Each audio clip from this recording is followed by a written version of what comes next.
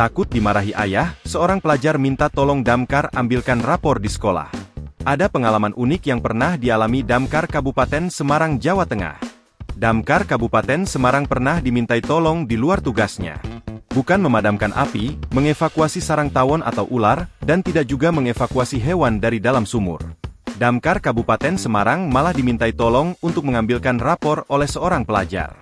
Berawal dari adanya direct message di akun Instagram Damkar Kabupaten Semarang @satpol pp Damkar Kabupaten Semarang pada Selasa, 18 Juni 2024.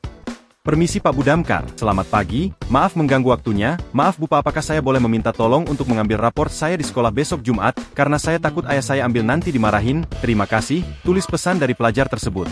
Kasih Damkar Satpol PP dan Pemadam Kebakaran Kabupaten Semarang, Hisyam Alwi mengatakan pihaknya membalas DM itu dengan edukasi soal tugas Damkar. Meski begitu, permintaan tersebut adalah bentuk kepercayaan masyarakat kepada Damkar.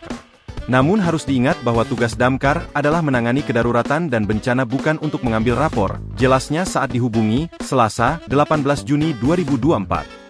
Hisyam mengungkapkan tugas kedaruratan tersebut diantaranya menangani kebakaran, evakuasi orang atau binatang yang membutuhkan pertolongan, serta membantu masyarakat dalam situasi darurat.